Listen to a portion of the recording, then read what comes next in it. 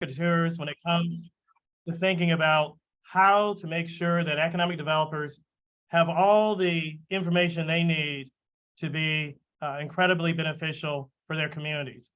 The last thing I'll say before I turn it over to Aaron, IEDC has always been focused on professional development, making sure that we in the profession have all the resources we can to answer a myriad of questions from every stakeholder. I can't think of a more important topic today than understanding how the Inflation Reduction Act could fundamentally transform the American economy and, as a consequence, each of our communities. With that, let me get out of the way and turn it over to one of the sexiest bald men in economic development and research, Aaron Brickman. Thank you, Quentin. This is an unusual, but really, I'm liking this introduction a lot. So I'll have to have you do all of the future intros. I'm sure Matt and Nathan will agree. Good afternoon to most of you. Good morning to some of you still. Welcome to all of you.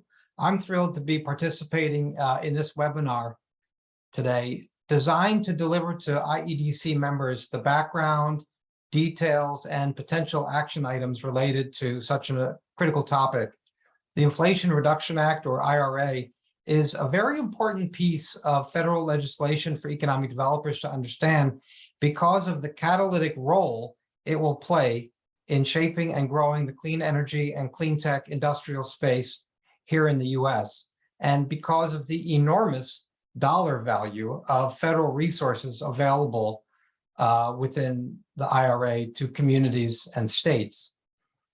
This is a timely webinar for IEDC to organize with valuable information for you today. So big thanks to Nathan Oley and Matt Mullen for squeezing this into what I'm sure is a packed calendar. And hearty thanks again to Quentin Messer of the Michigan Economic Development Corporation for his participation and his leadership on this topic.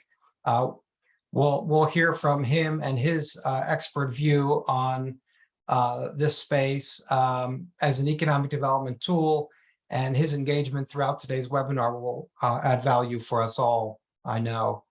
Some of you will remember me and know me from my work creating Select USA and its predecessor at the US Department of Commerce, a groundbreaking effort at the federal level to partner with EDOs to attract foreign direct investment to the US and ensure a federal complement to the robust economic development landscape at city, county, region, and state levels. 15 years on, it's crazy, 15 years on, the federal government remains a partner to EDOs through Select USA, and the way the federal government assists in FDI attraction has been transformed. Now I'm at the Rocky Mountain Institute, RMI, an independent and nonpartisan market-based research and consulting nonprofit where I'm working to accelerate clean energy deployment and clean tech manufacturing supply chain investment across the United States. So I'm back working with EDOs on another transformational effort, this time to partner with states and sub-states to build up clean tech industrial clusters on a mega regional level that ensures US regions are globally competitive in these market sectors that are experiencing explosive growth. It's an effort to accelerate regional economic development through clean energy investment. I'm privileged to engage in this effort at RMI with Lachlan Carey, who is helping to lead this work to turn research, analysis, and collaboration into targeted regional investment strategies. These strategies will identify region-specific clean energy economic development opportunities and prioritize the areas of investment needed to help drive a clean energy economic development strategy in specific multi-state regions.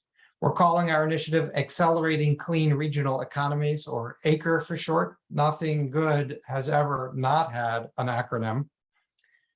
The IRA, and there's another acronym, is now key to this effort. And thankfully, Lachlan, who's the real rock star today, although not bald,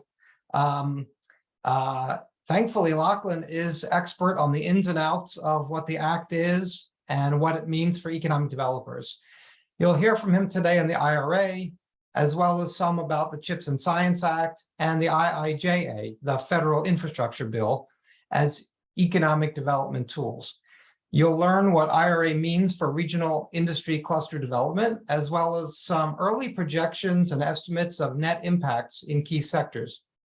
And you'll receive some takeaways and suggested action items for how to best utilize and incorporate what you learned today. We'll be leaving time for audience questions starting at 3:30 p.m. Eastern. So please be ready to share your questions then. But if you have an urgent or clarifying question during the course of Lachlan's presentation, please don't wait. Just use the chat function. If you have a question, it's likely others have the same question. So good to raise it. With that, let me turn it over to Lachlan to dive in. Over to you, Lachlan.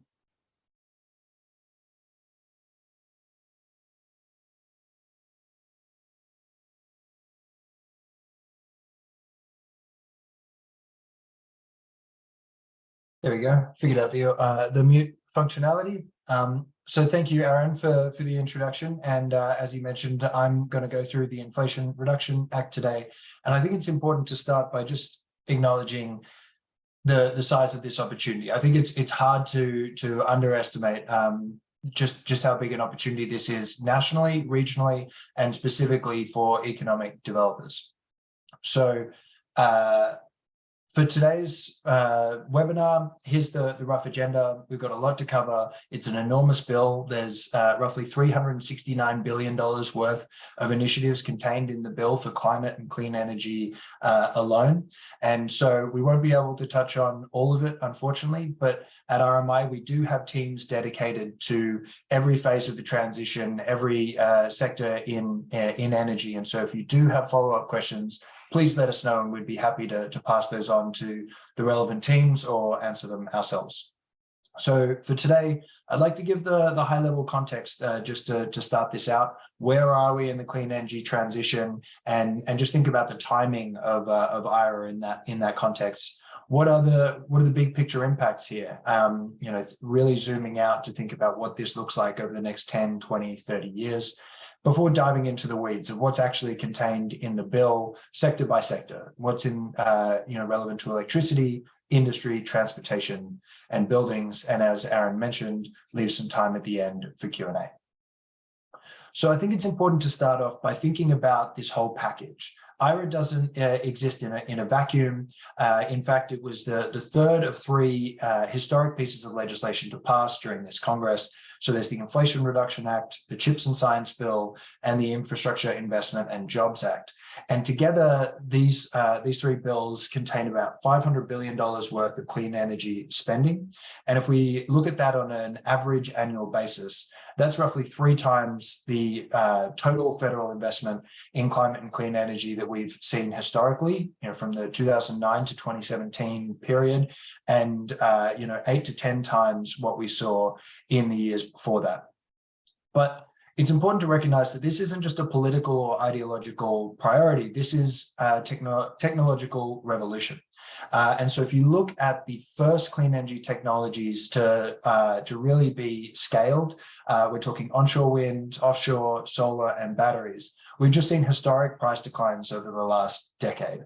And what this chart on the left-hand side shows is that for wind and solar, they were already pretty competitive with fossil fuels prior to Putin's war in Ukraine.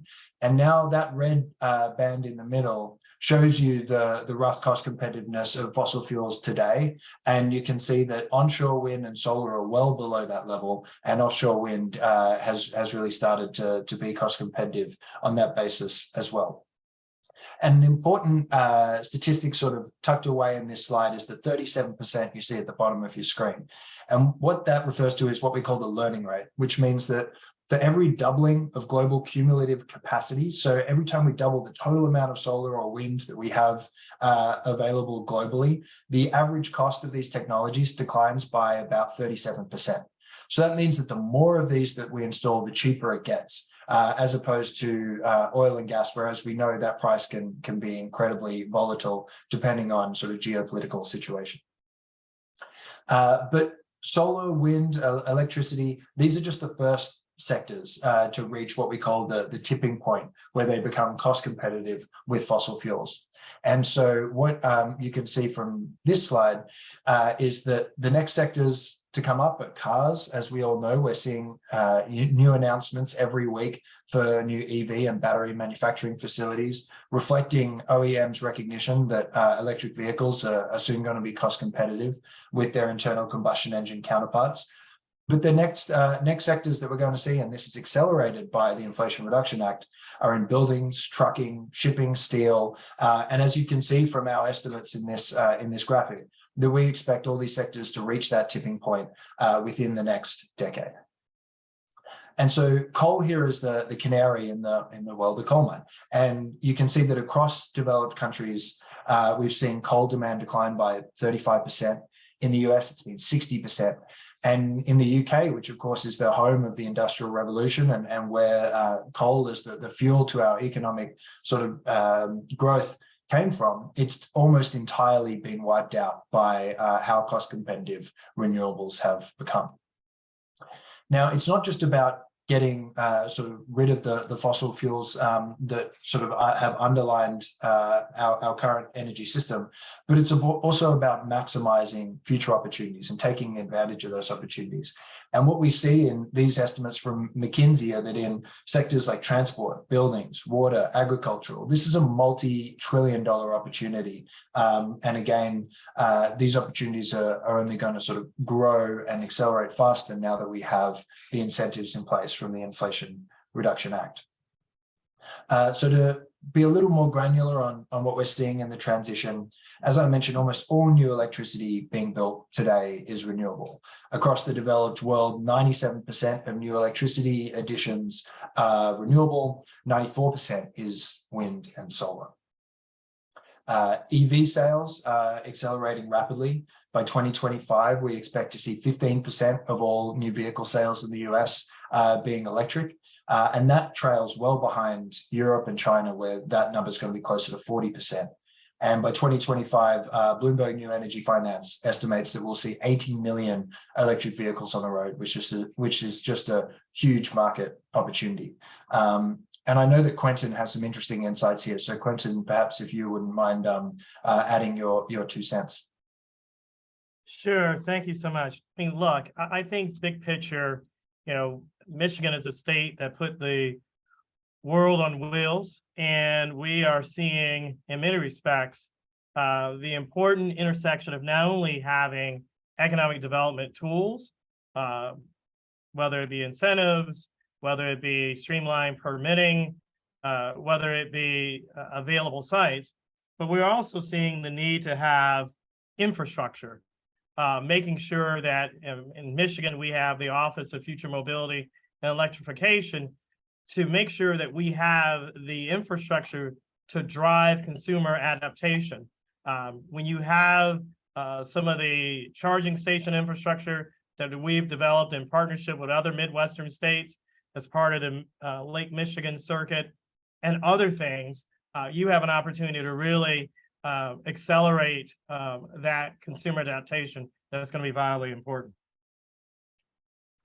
Thanks, Quentin. Yeah, I think that's a really important point. And it's not just economic developers, it's not just policymakers that see this opportunity. If you look at the world's largest automakers, they're making this change too. So here's a chart that shows you some of the net zero targets and internal combustion engine phase out targets that we've seen from some of the world's largest automakers.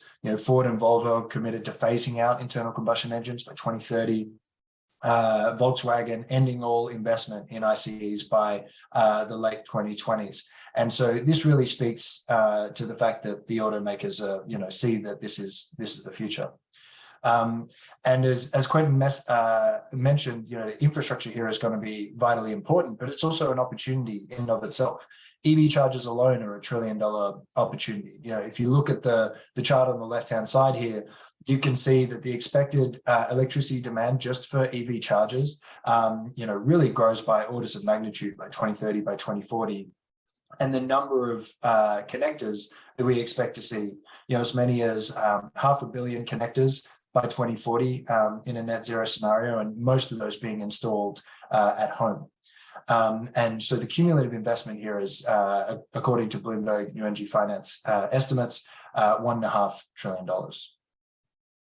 So, of course, what are you charging here? You're charging the battery, and EV is essentially just a battery on wheels. And so this is where the real action is in many respects.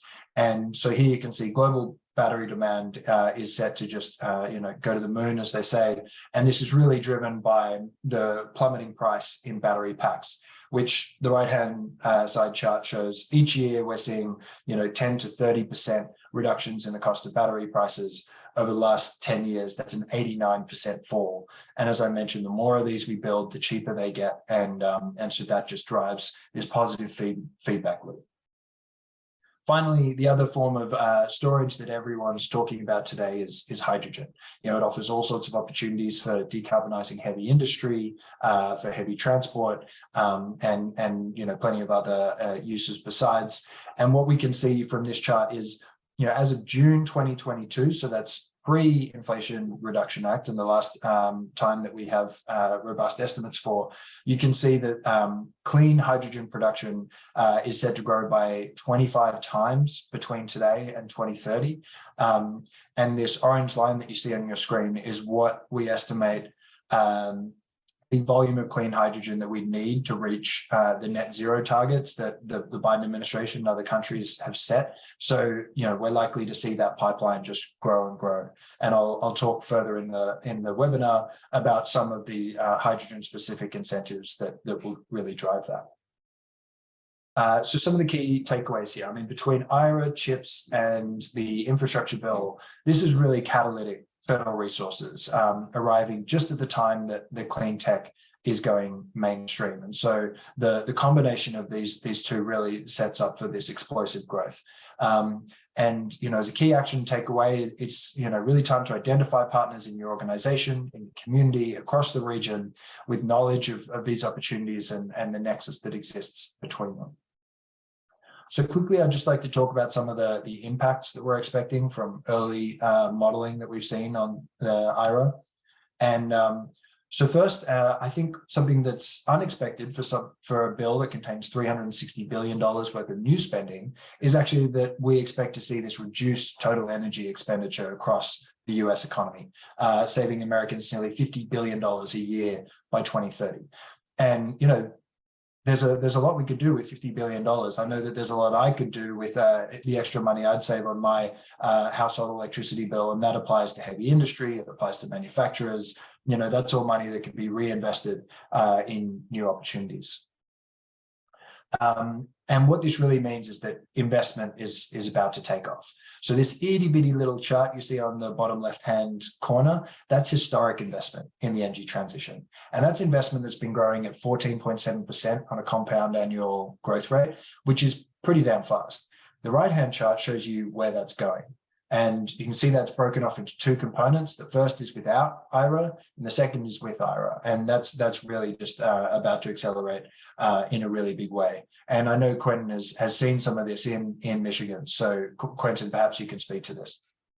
Sure. No, thank you. I think there are really three big picture points. One, for my economic development peers, I think it's, and Lachlan mentioned this, the need to make sure that you're working with folks that are in your public utilities or your Department of Natural Resources, because really this is and requires a whole of government approach. I know in Michigan, I have the good fortune to serve on the Michigan Council on Climate Solutions that's been led by the Director of Environmental, Great Lakes and Energy, so one of my peers, and Governor Whitmer's cabinet. Also, Governor Whitmer announced a My Healthier Climate plan. But I think what is critically important is whether you're at the state level, regional level, or local level, there's really an opportunity for all economic developers to work with your elected officials, work with your city managers, work with your planning departments to make sure that your community is poised to take advantage of the tremendous transformation that Lachlan has discussed and described and provide the material for because of what the government investment is done. And I think it's critically, the last thing I'll say before I turn it back over is independent of how someone may feel, whether this is right, wrong, or indifferent, the dollars are there. And I think all of us have the responsibility to make sure that we bring these dollars to our respective communities. With that, I turn it back over to you, Lachlan. Thank you. Yeah, no, I think that's exactly right. And so, this CapEx, that's going to translate into jobs. It's going to translate into real jobs in real communities. And this is an early modeling effort, trying to think about where those jobs are going to be, what sectors. And you can see from these charts that we expect to see real job growth in the manufacturing and construction sectors, particularly solar manufacturing, and particularly in transmission, so grid, sort of infrastructure construction. And so I think those are two areas to really be looking out for, but also thinking about the workforce development, bottlenecks and issues that we're likely to see in those sectors as well. Lachlan, can I just break in for a second? Mm-hmm. I saw Ben raised his hand. Ben, if you can just drop your question into use the Q&A function or the chat, but there's that Q&A function. So, and for anybody, if you have a question, please go ahead and drop it into the mechanism here, and then I'll read it out for Lachlan. Great, thanks for that, Aaron. So it's time to dive into the weeds. I mean, I think that's where the rubber hits the road. And so to start, I think it's worth thinking about the timeline a little bit, since I don't think that's been particularly clear in a lot of the coverage and so on. So as a reminder, the bill passed in August 16th. And at that point, certain provisions became live, but not all of them. So we saw the DOE Loan Program Office, their new 1706 authorities went live. The Transmission Finance authorities went live. The EV tax credits now need to meet the North America Assembly requirements. Residential solar projects can now receive a 30% investment tax credit. But a lot of the major changes don't happen until January of next year. And so the big ones here are that the existing tax credits are going to get updated. So those are in buildings, electricity, but also transportation and carbon capture. And the EV manufacturer cap will be lifted. So that's a really big one for the OEMs, because a lot of the biggest EV manufacturers had already hit their cap and were no longer receiving that tax credit. And then one of the really big provisions that I'll talk about in a little bit more detail further on is this new manufacturing production tax credit for solar, wind, and battery supply chain components goes live. And that's I think one of the biggest and sort of most underrated provisions in the bill. And then from 2024, 2026, there are some pretty tight deadlines on how quickly the federal government needs to get this funding out the door. And so it's important to see those early on and take advantage of those opportunities where you can, because, as I say, they're really on a tight deadline here. The new tech neutral electricity tax credits come into effect in January 2025. And then the tax credits begin to expire around 2031. But importantly, as we've seen from the history of previous tax credits, these often get rolled over. So I wouldn't bet the house that they're all going to be done by then. So to step back and think about how all of these, sorry, Aaron, did you have something? Yeah, before you transition, so got a question from Eric. Why isn't nuclear power expected to see larger gains? And what can we do to push that power source forward? And I guess, Lachlan, I might add, where is nuclear in this discussion? Yeah, so it's a good question. There are some tax credit provisions to maintain existing nuclear. And so that keeps a lot of nuclear power plants that were set to shut down competitive. So that's really good news. And then in the infrastructure bill in particular, there was a lot of money dedicated towards demonstration projects for small advanced modular nuclear reactors. And so I'm really excited to see where DOE's new Office of Clean Energy demonstrations, what role they can play in that space. Because the fact is nuclear has just been too expensive. The plant in Georgia has taken much longer than anyone expected, been far over budget than anyone expected. And so until those issues can be dealt with, solar, wind, and lithium-ion batteries, hydrogen are just much more competitive on a marginal basis than nuclear is. But that's not true for existing nuclear, which is why those tax credits are important. Thanks for the question. In terms of the overall strategy, I think there are two core buckets of what's in the bill. First, there are these investments designed to make clean solutions cheaper than fossil fuels. And we're likely to see that, as I said, these tipping points over the next decade or so in clean electricity, electric vehicles, heat pumps and electric appliances, which I haven't really talked about, hydrogen and industrial carbon capture, I think are the main technologies there. And then finally, there's a lot of manufacturing incentives to reshore and onshore key supply chains. One plug I would just make here from RMI resource is our federal funding opportunities for local decarbonisation. You can access this tool at cityrenewables.org/FFold. And so this is a great resource. It includes over 180 federal programs, information on the infrastructure bill, IRA, program by program. This tool is designed for decision makers like yourselves, states, local governments, and other institutional partners. And we update that quarterly, and recently updated that in early October to reflect the provisions in the Inflation Reduction Act. So to start with electricity, this is by far and away the biggest chunk of the Inflation Reduction Act. So it's the obvious place to start. And you'll notice here that I've got greater than $214 billion.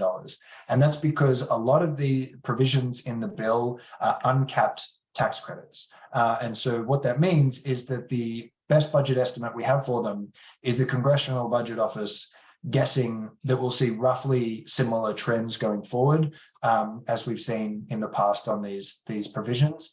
And I would say for a lot of these areas, we're going to be surprised by just how quickly that uptake is. So one of the big ones here is $5 billion for the Energy Infrastructure Reinvestment Financing at DOE's Loan Programs Office. Now, $5 billion might not sound like a huge amount, but that gives the LPO the authority to dole out about $250 billion worth of new loans. And so these are designed for brownfield sites to reinvest in clean solutions, phase out fossil fuel plants. And so if you have coal power plants, other sort of polluting brownfield investments in your community, this loan authority is going to be a huge opportunity to take those assets and turn them into a cleaner, greener sort of economic opportunity for your community. As I mentioned, we have 10 years worth of full value technology neutral investment and production tax credits, as well as an investment tax credit for storage. Now, there's a couple of really important changes that have been made here. One, perhaps most importantly, it's 10 years secured. So for investors, that provides a whole bunch of investment security that they didn't have under the previous system, where these were rolled over every sort of 2 to 3 years. And it's a 30% investment tax credit or the 25 cent kilowatt hour production tax credit. And the developer can choose, depending on their particular situation, which one of those to take. I will note that it's those numbers if they meet prevailing wage and apprenticeship requirements. There's also an additional bonus if the project uses domestically produced iron, steel, and manufactured goods. So it's another boost to the industrial sector. And an additional bonus if these facilities are placed within an energy community or low income community. And I'll speak a little bit more later about what those terms mean. And importantly, for I think a lot of folks in this room, it also creates what's called direct pay for these tax credits for entities without a tax liability. So states, localities, tribes, co-ops, and nonprofits means that they can get the credit as a direct payment rather than having to file their taxes in order to do so. And this really opens up the game for the ITC and PTC for a range of entities and facilities that couldn't take advantage of it beforehand.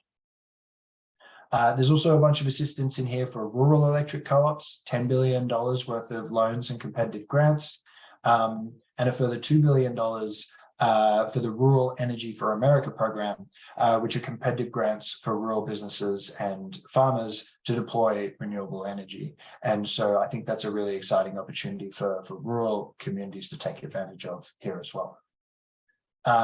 So, yeah. Before you move on, regarding the prior slide, Virginia asked a question. Do you think the requirements to use prevailing wage / apprenticeship will decrease the availability of the credits to some projects? Minnesota currently has a shortage of licensed electricians, for example, which makes it harder. I think it means that there's a transition cost. There's going to be perhaps it'll take longer for the uptake on these provisions as the workforce is developed and so on. But I think the incentive of 30% is just too big, and it's a really exciting sort of incentive for developers to invest in their workforce and in their communities. And I think that ultimately improves the long-term sustainability of those programs as communities see the benefits that they derive from good quality jobs as well, and not just any jobs that they can take. So I think it's really exciting from a political and a social standpoint, as well as an economic one. And so to think about who are the big winners from all this, I think it's safe to say that solar is going to be the big winner. Here's a chart with our expected growth in various renewable electricity resources over the next decade or so. And you can see that solar just takes off, utility scale in particular, but residential to a certain extent as well. And we expect to see as much solar built in the next 8 years as in the previous 80. So, it's really a step change. Further, offshore wind is about to have a real moment. You can see that right now we have approximately 0 gigawatts of offshore wind capacity. And this is going to really take off. That's particularly along the East Coast from about North Carolina through to Massachusetts. But over time, we expect to see that roll out as well in the Gulf, to a certain extent in the Great Lakes. And, there's certainly some issues to work out on the West Coast, but you can see here some estimates that even California is going to get involved eventually as well. And I do think at this point, it's important to acknowledge that one of the biggest constraints here above all else is transmission. The map on your right-hand side of the slide here shows you, one estimate of the type of infrastructure projects that need to be built out if we're to take renewable energy resources from where they're produced to where they're consumed. And a lot of those are interstate. And as many of you will know, that brings up all sorts of permitting, siting, and community involvement challenges that I think are going to be really difficult to overcome. The IRA and IIJA include a bunch of provisions to help deal with that, but there's still a lot of work that remains in the hands of state and local authorities, whether that's creating state transmission authorities like New Mexico has done, or utilities joining or forming regional transmission operators. I think these are really important steps, as well as local steps to really engage with communities on what these benefits could look like. And again, I know this is an issue that Quentin has been following closely. So Quentin, I'd love to hear your thoughts. Sure. I think there are a couple of things. And I know that there's a question in the chat that we will get into. But, transmission, we in Michigan, we live on 2 of the most beautiful peninsulas in the world.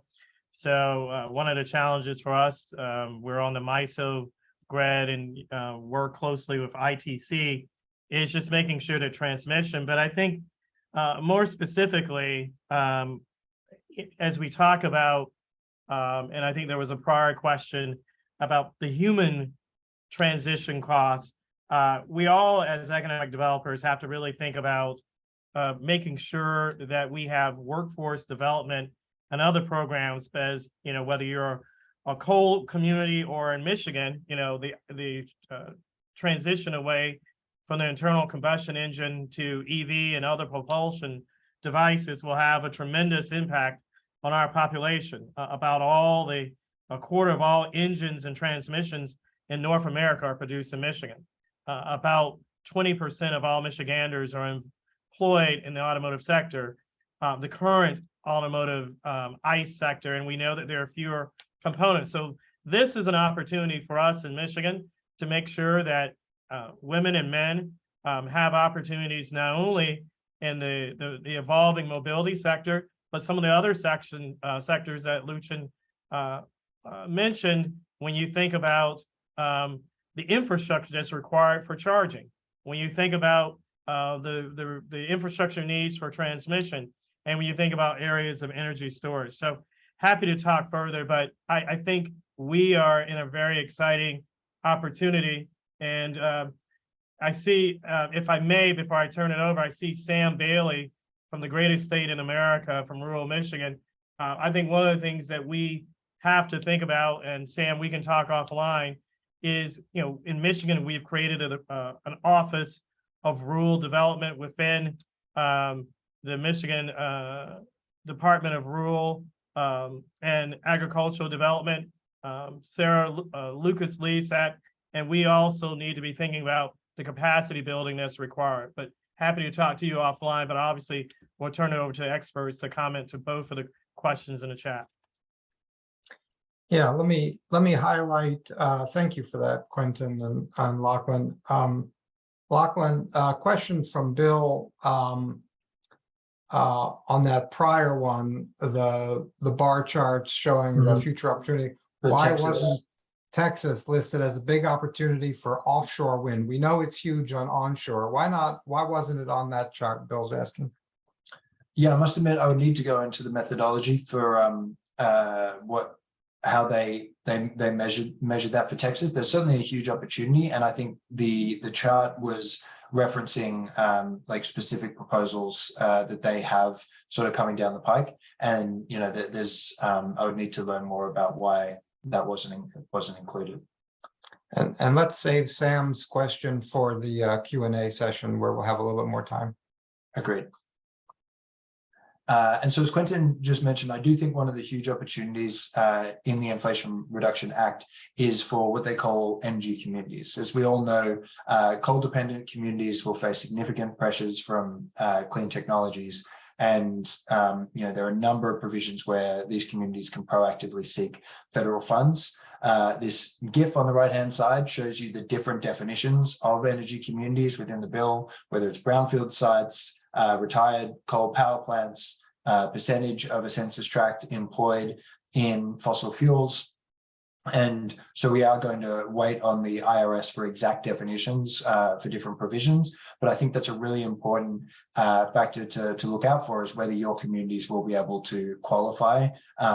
Because as I mentioned, there's the $250 billion in loan authority at LPO.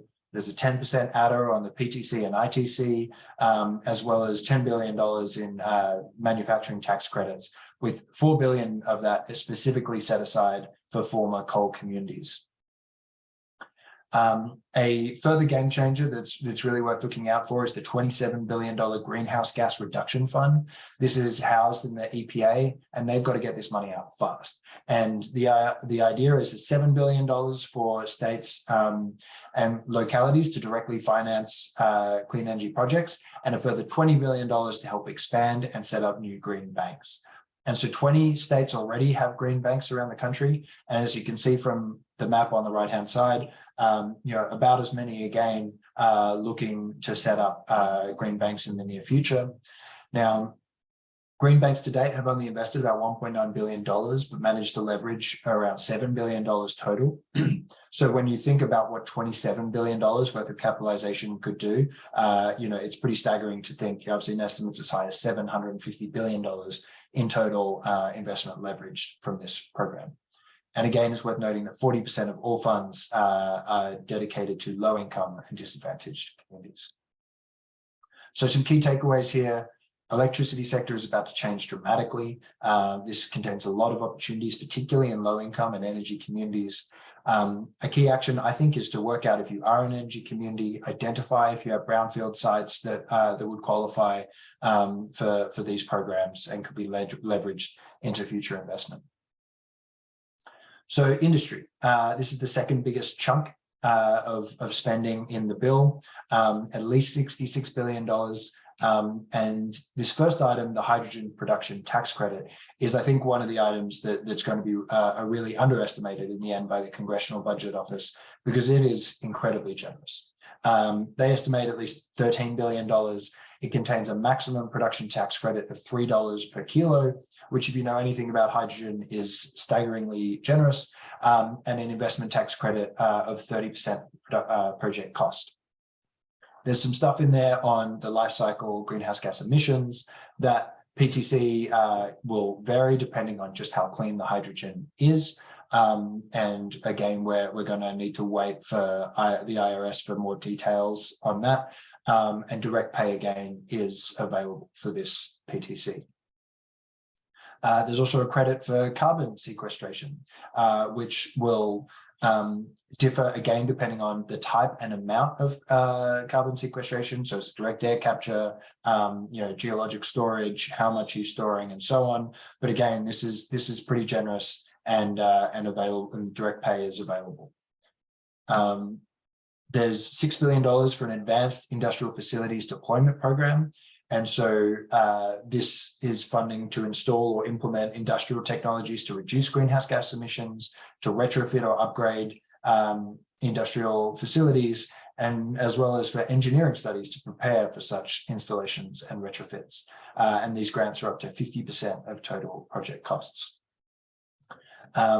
Finally, for this section, there's an extension of the 48C Advanced Energy Project Tax Credit, which some of you may remember from the Advanced American Recovery and Reinvestment Act of 2009. So there's $10 billion here, a base credit of 6%, up to 30% with the prevailing wage and apprenticeship requirements. And as I mentioned before, $4 billion of this is set aside for former coal communities. Quentin, I know you have some thoughts on this section. Sure. I mean, thank you, Lachlan. I think that there are a couple of big picture things, and I want to make sure that I'm not too Michigan centric, but really thinking about all my colleagues from across the country. Is one, hydrogen really is having a moment. So I think whether it's at the state level, regional level, or local level, if you're not engaged in conversations about what you could potentially do for your community, please try to do that. I know we have a number of folks who are phoning in from rural areas where you may not have a staff bandwidth. There's probably some sort of regional or statewide group. Please at least reach out to them to make sure that your community is involved. I think the big picture opportunity is, regardless of the size of your community, make sure that someone, whether it's either you as a professional, but if you have a board to whom you report, people have connections to members of your federal delegation or offices who have information about federal opportunities. I will make a plug for RMI. They're among the best who are doing this type of work. Check out their website, check out their work. Obviously, check out IADC, but it's critically important that you make sure that you're availing yourself of these opportunities, but don't do it alone. Do it in part of broader engagement, either at the regional or state level. During the Q&A, I can talk more about what we're doing in Michigan, but I wanted to kind of focus more broadly on a wider audience. Thank you.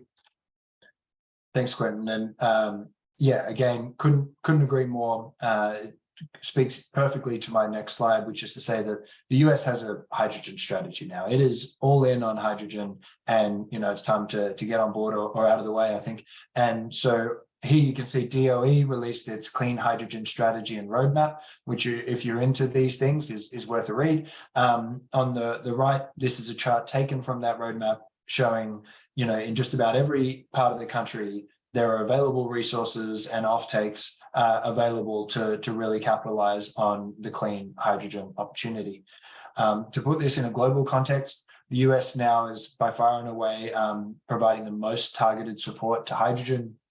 You can see the difference between the stripy and solid bars is that, in the EU, they have a lot of funding technically available for hydrogen, but it's more technology neutral, whereas in the US, as I say, we're all in. And what this means is that green hydrogen is about to get very competitive. This chart is estimates from our hydrogen team here at RMI, who, as Quentin mentioned, I would make another plug for. They're just doing great work. And you can see here, the real key is the difference between the green bar and the orange line.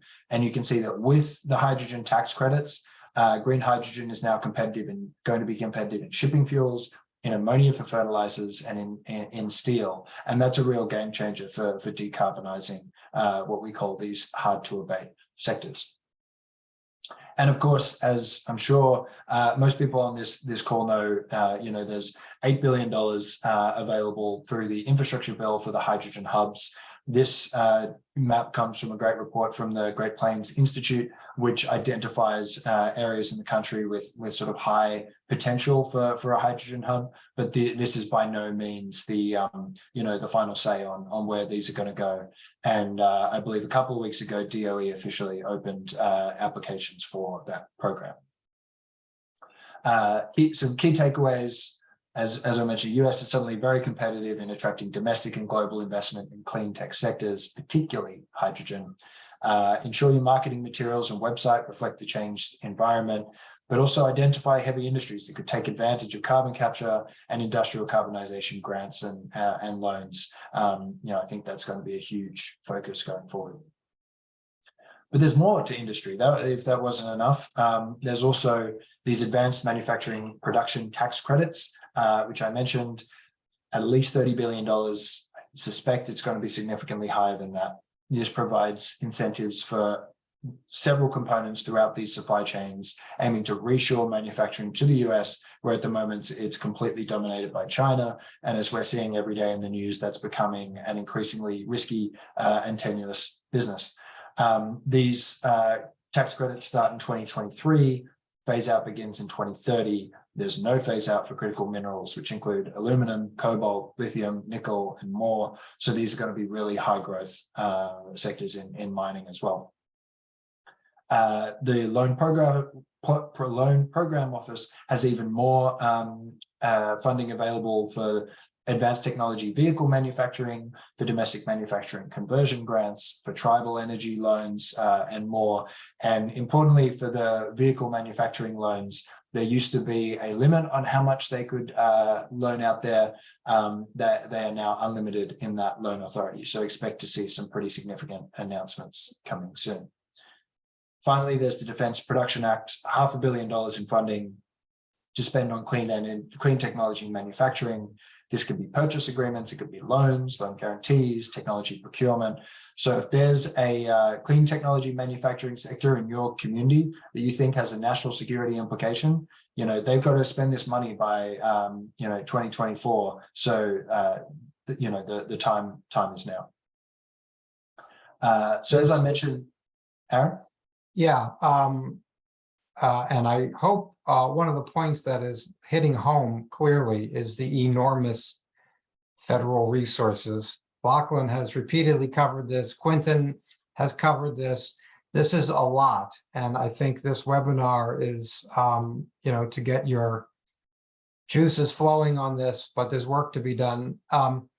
Lachlan, there's a question from Ken going back to a couple of the recent slides. Why isn't Florida showing up as a potential for offshore wind or hydrogen?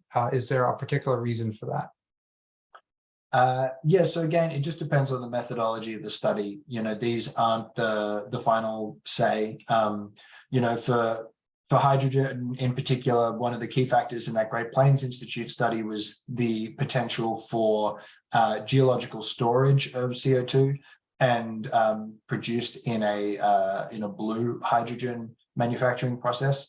And the geology of Florida just isn't suitable for that type of carbon capture. So, there's certainly opportunities for green hydrogen as opposed to blue hydrogen. And depending on the methodology of the study, you would get a different metric there. So I did want to talk briefly about 45X, which are the advanced manufacturing production tax credits. I think this has been one of the sort of underrated but really important parts of the bill. This is a complex slide, I know, but to go sort of left to right, There are 4 key technologies that this tax credit is investing in the supply chain: solar, wind, batteries, and inverters. And so you can see here in the manufactured component that there are different pieces within each of these supply chains that receive specific tax credits, which is the 3rd column. Now, those figures might not mean a whole lot, but I've crunched some of the numbers, and you can see on the right-hand side the percent of the current price that these tax credits reflect.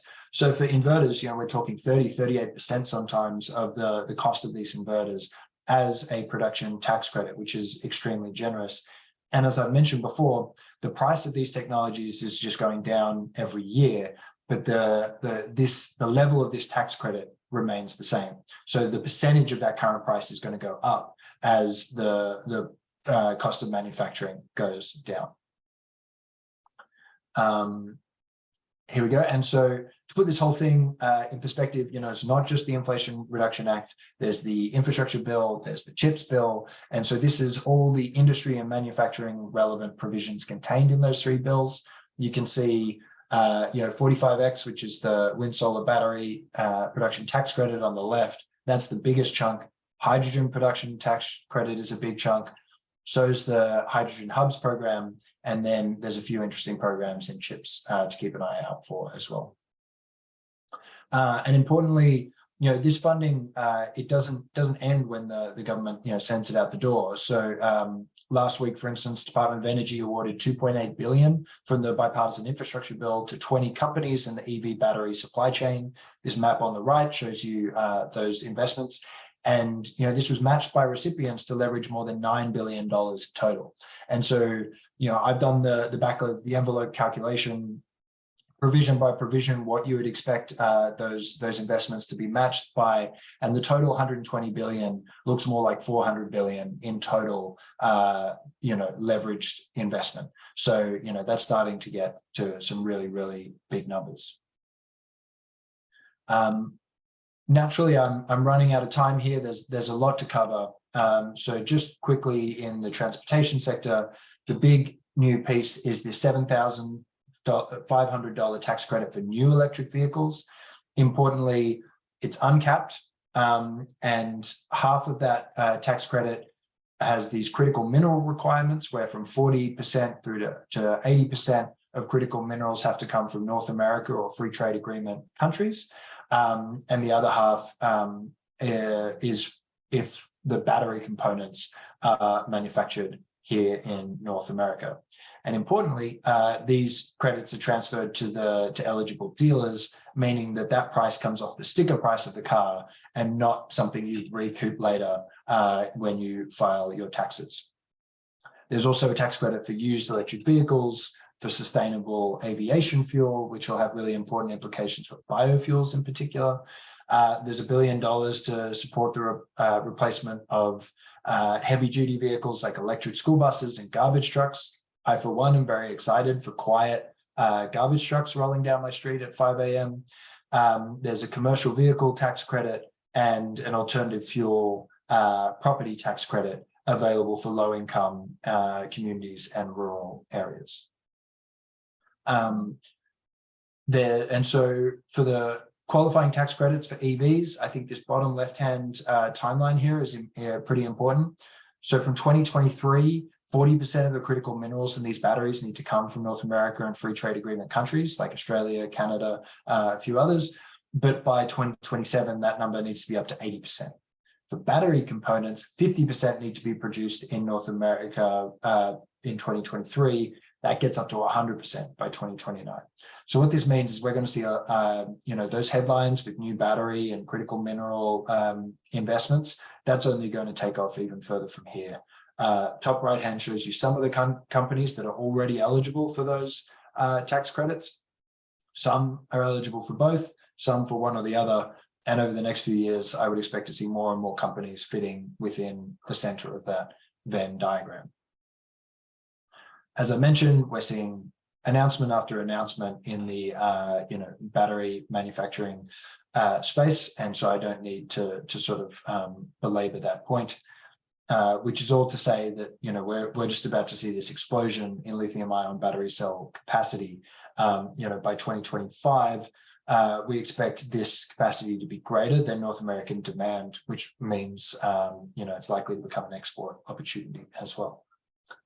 And then final piece, I did say I'd be done by 3:30, and I'm sure you're all sick of my voice, is in buildings where we see some pretty generous tax credits for residential homes, particularly if you're installing heat pumps and hot water heat pumps. So that's going to be a huge demand signal for heat pump manufacturers around the country, as well as a great opportunity for households in communities. And a home energy performance-based whole house rebate.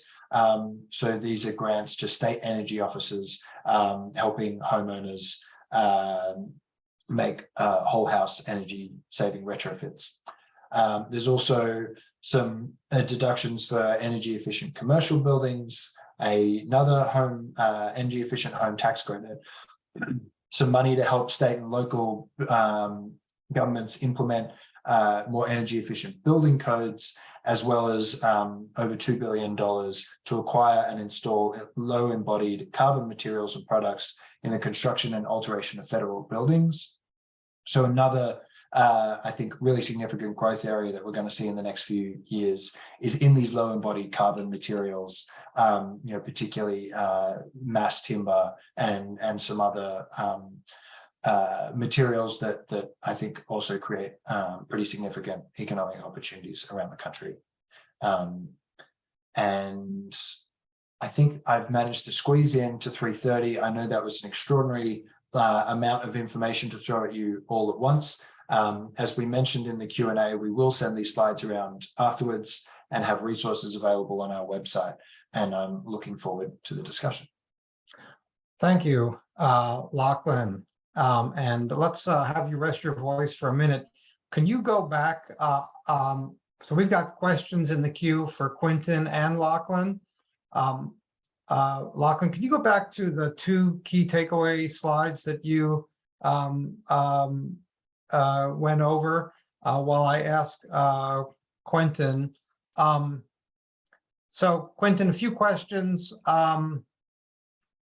One for you, how has MEDC organized internally on this opportunity, and how does your state coordinate with other state agencies? Yeah, so it's a great question. A couple of things.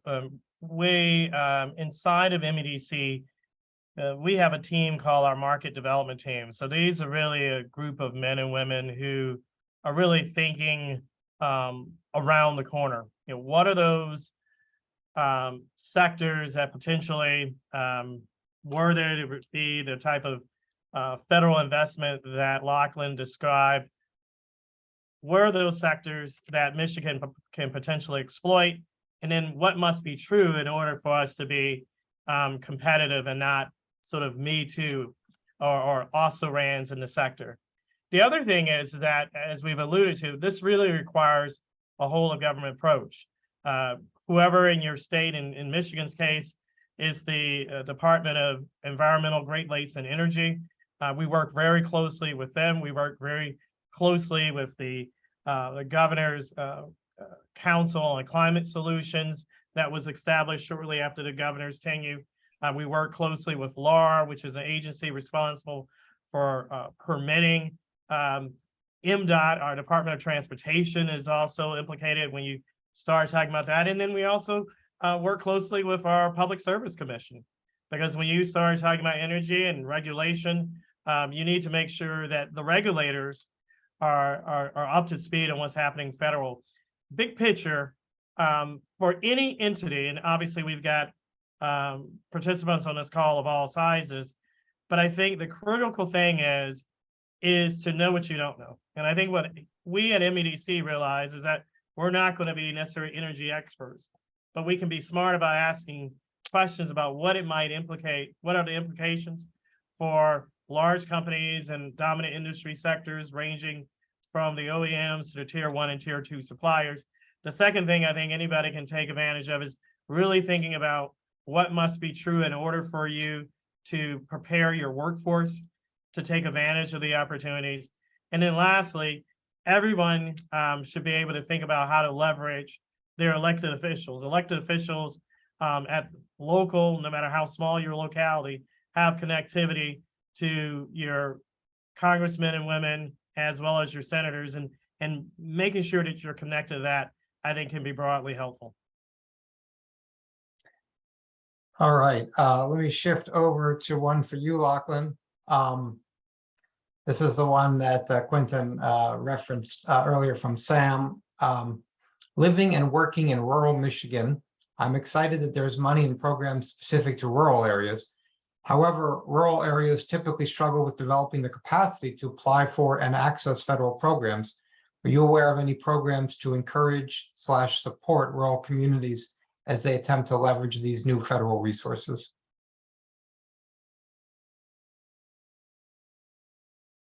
Yeah, it's a great question. And I agree that one of the most exciting pieces of the bill is the focus that it puts on rural areas, but then energy communities and low-income communities for which some rural areas will also be eligible. And so I think it will differ program by program, and whether one rural area sort of fits within that criteria or not. I think the USDA programs are going to be really significant pieces, and there's also a bunch of formula block grants available for state energy officers that give them the discretion to then be able to provide further assistance to rural areas within their state. And so I think the big part of the answer to that question is going to be how much states decide to use that funding to then support rural areas. And I would just make another plug for our FOLD tool, which I think helps overcome some of those barriers to applying for federal funding. Great. Thanks for that question, Sam. Shifting back to you, Quentin, have you seen any impact from the IRA on your pipeline or interest in Michigan?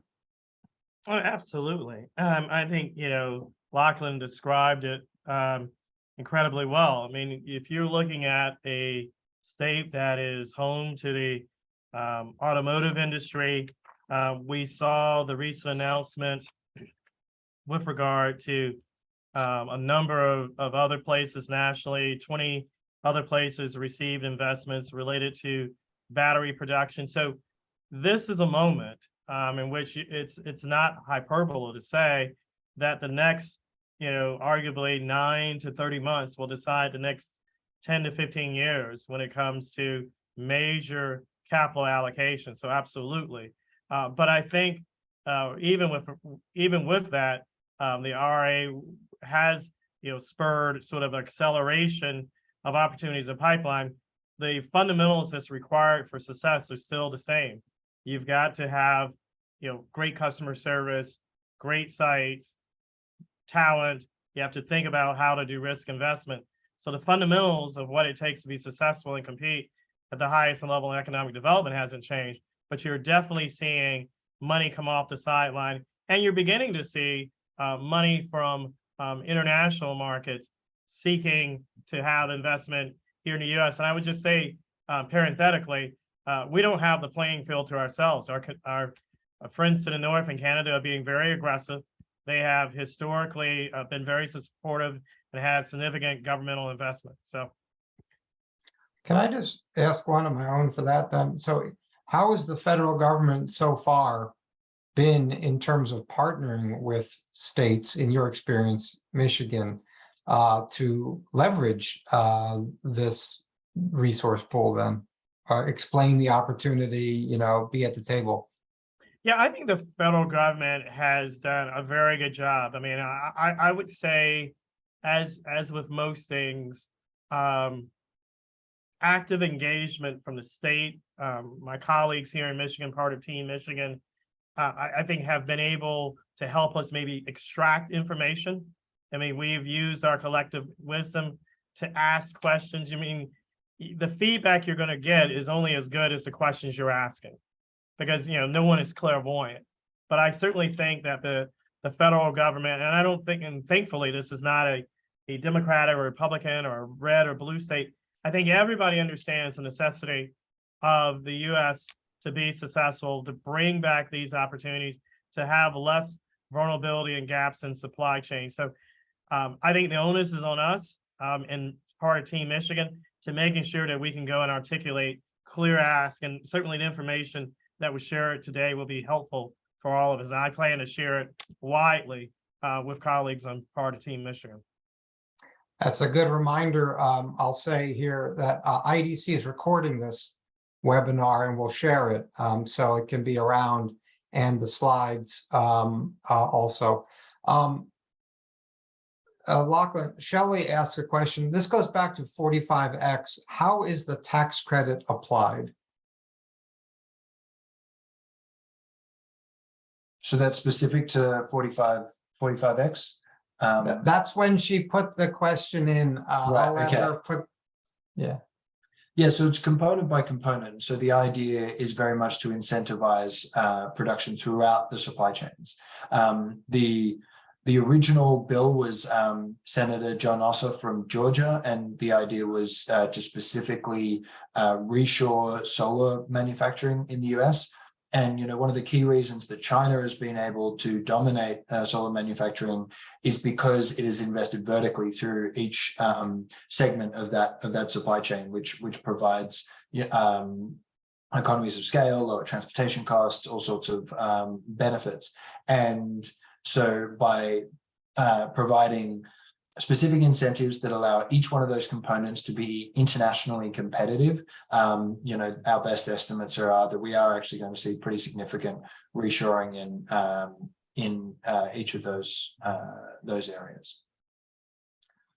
Here's a fun one for you, Quentin, anonymous. If you were leading my state EDO right now, what would you first do to prepare for the IRA?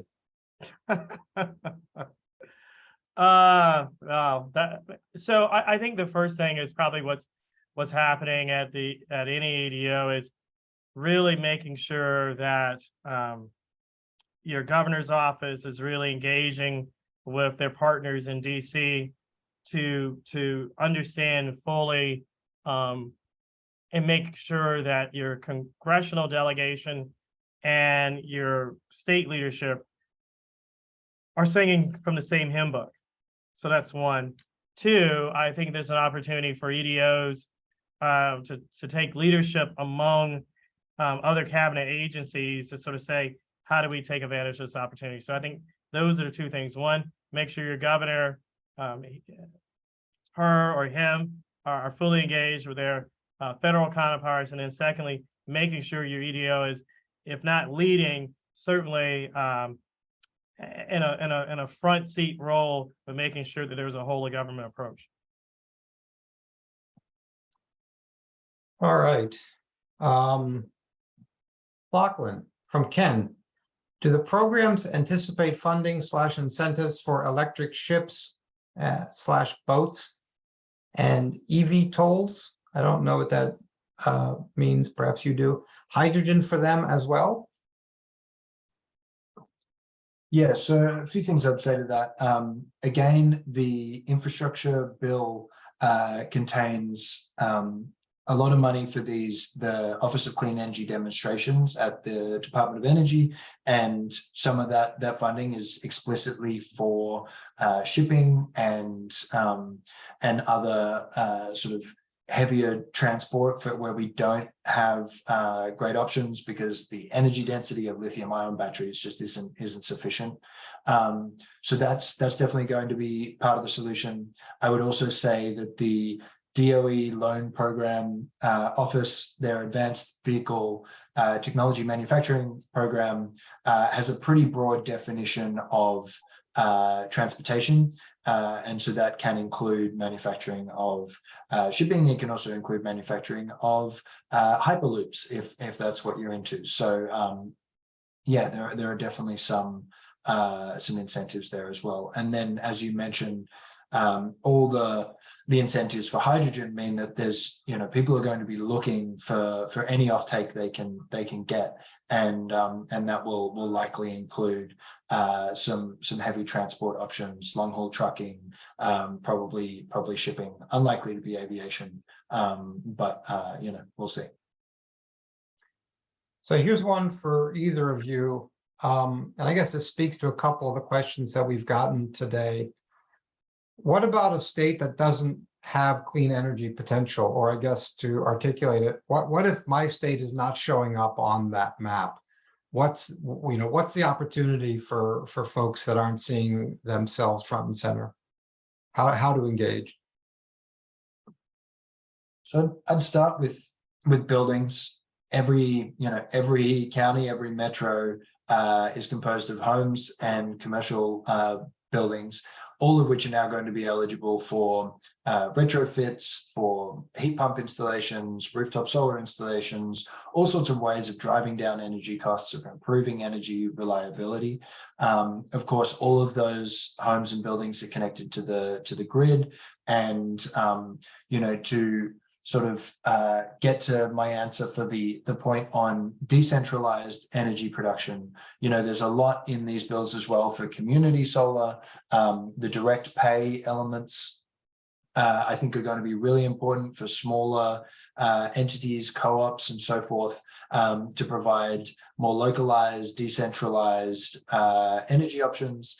And for the first time, small community projects, so solar under 1 megawatt, will qualify for these tax credits. And so that creates real opportunities in every county and metro to be responsible for their own energy production. And then, I think at some point, whatever your local industry is that contributes to jobs and economic growth in your community is eventually going to have to be a clean energy industry. And some of those that's going to come later, and some of those we're right at the tipping point. But I think these opportunities exist all across the country. Quentin, would you like to add anything, or should I go to the next question? No, I don't have anything to add. Please go to the next question. Thank you. Yeah. All right, Sam. Lachlan briefly touched on the fact that the majority of these federal funds and programs are aimed at large, centralized energy production facilities. However, there are clear energy transmission challenges in the existing grid. Do you see any growth in support for more centralized energy production, e.g., rooftop solar and selling back to the grid, either public support or formal programmatic/financial support at the national level? Yeah, so on rooftop solar, there's a 30% investment tax credit available until 2032. So that's a pretty significant chunk of the initial investment. And as a proud owner of rooftop solar panels myself, I can say that investment pays off quickly and handsomely. And there's also a huge amount of help for nonprofit organizations to go solar. So entities that don't pay taxes, like churches, schools, charities, will be able to qualify for the ITC or PTC, and they'll be able to receive that funding in direct payments, which will make a huge difference to the economics of those projects. And then, as I mentioned, by extending tax credits to community solar projects, as small as 1 megawatt, that opens up just a whole range of decentralized energy possibilities. And I think the point about the grid and transmission is really important, because the map I put up earlier, that's as you say, assuming we have these big utility scale projects that take energy from one side of the country to the other. The other option is to really invest in decentralized energy and use rely more on smaller scale T&D infrastructure to be able to support those projects. All right, here's one for either of you. How should an economic developer go about getting data on this opportunity for their own location? Where do you start? Where would be the best data sources? Sorry, I missed that one, Aaron. Could you repeat? Yeah. How should an economic developer go about getting data on this opportunity for their own location? And I added, where do you start? Where would be the best sources? I mean, I'll take one stab, but I think Lachlan would probably have better thoughts. I mean, obviously, when you have an organization like, RMI, who, is partnering with IEDC to provide this information, I think you comb their data sources, you sign up for any available newsletter. I think also, regardless of the size of the community that's represented on the call, there's probably some institution of higher education, either a 2 or 4 year institution. And that institution is typically going to have some sort of economics or business department. You could ask the staff in that department to help, or if that department isn't available, maybe engineering. But ultimately, I think this is not something that any of us are going to get smart about on our own. I think we're going to have to work in regional and more than likely probably state partnership in order to really begin to aggregate this data in a way that allows us to be informed and take advantage of the opportunity. Yeah, no, I'd agree with all those suggestions. Again, I would plug our Fold tool for specific data on provisions within these bills. Princeton University had a great national level initiative called Net Zero America, and I think it's nzap.com. Otherwise, just Google it, and there's some fantastic data in there looking at different scenarios that we can expect on a national basis. They also have estimates on things like scenarios for total land use for wind and solar as well, which is worth digging into. Rather than reading out the whole question, Aaron, I've seen Catherine's question here about the EV battery plant, and I think Quentin probably can speak to that in more detail, but to give some initial responses to those questions, Catherine, which I think are extremely interesting and going to be a really big part of how effectively we can reach those sort of numbers that I had early on in the presentation. Is there work being done to improve issues with the unethical treatment of labor force harvesting raw materials? So I think the two big ones there, lithium processing in, polysilicon processing in Xinjiang and the use of slave labor, and cobalt mining in the Democratic Republic of Congo and the use of child labor. And so those are really big concerns that this administration has taken seriously. Tariffs on solar panels have been a really big part of that, specifically trying to, force out slave labor in Xinjiang. And the DOE is investing really heavily in alternative chemistries for batteries. And the early estimates that I've seen out of some of the best researchers on this are that there's over the next 10 or so years, the amount of cobalt used in lithium ion batteries is going to decrease significantly. And so that means we're likely to see, less demand for those sorts of materials.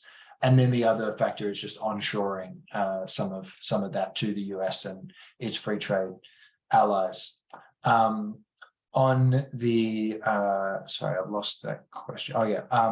Studies on the long-term environmental impact, we certainly would have those resources at RMI, and would be happy to share those offline.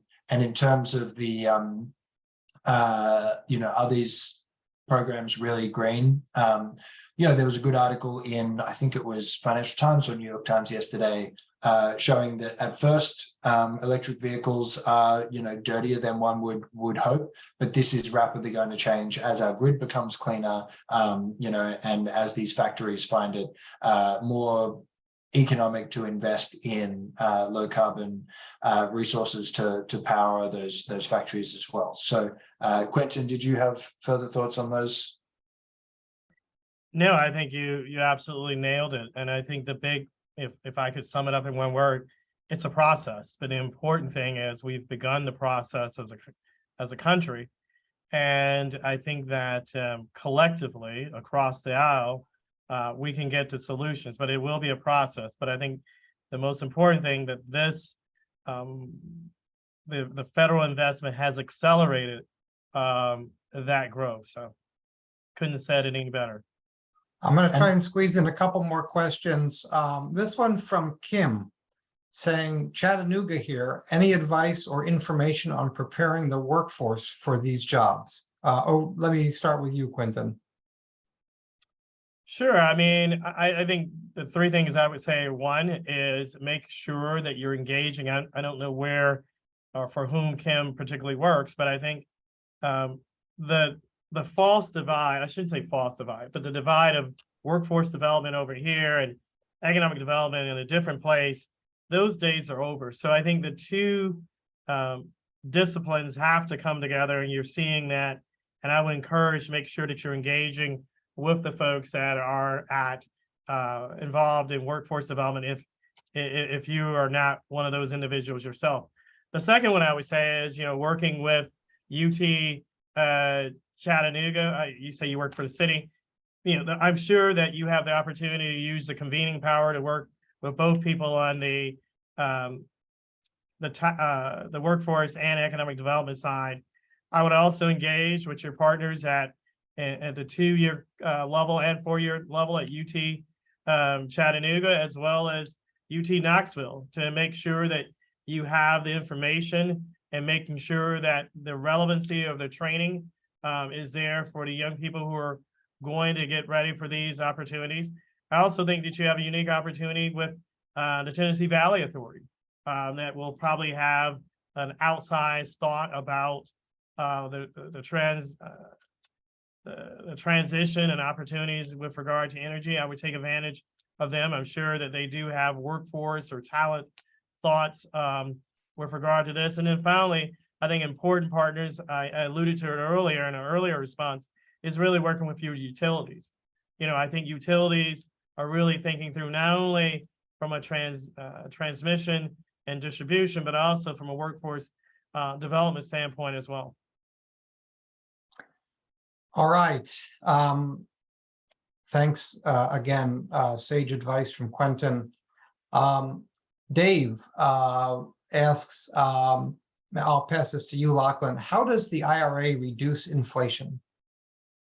Yeah, it's a good question, because I don't think it is especially intuitive, to spend all this money in a inflationary environment and expect inflation to go down. But these are investments in the long-term productive capacity of the economy and in technologies which we've seen get cheaper and cheaper the more of them that we deploy. So solar energy is already the cheapest form of electricity in human history. And as we deploy more and more of it, it's only going to get cheaper. And that's going, households and businesses are going to notice that in their electricity bills. And as we've seen since Putin's war, there has been huge increase in energy prices globally, and so having more resources available to drive down those prices, I think, certainly will help with inflation.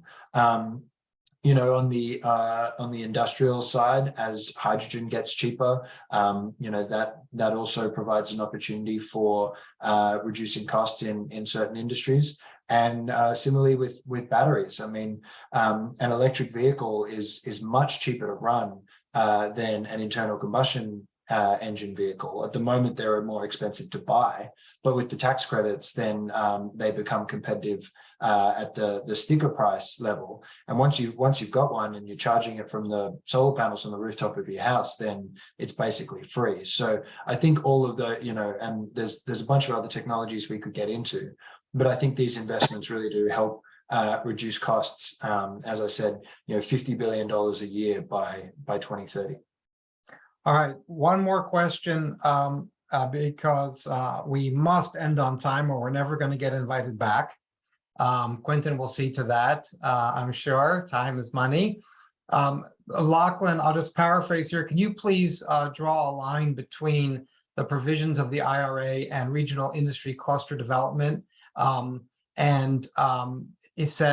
Ray is saying, so have a lot of steel manufacturing. Do we help them focus towards these incentives? And at another level, what are the opportunities? I know you're not going to have time to go dive deep in, but do what you can. Yeah, there's a lot in that question, isn't there? And I'd say a couple of things. One, the early slides in my presentation really showed like where we expect the growth to be. So it's about identifying, well, what are the adjacent industries to those sectors? What are the key components that are going to feature in those supply chains?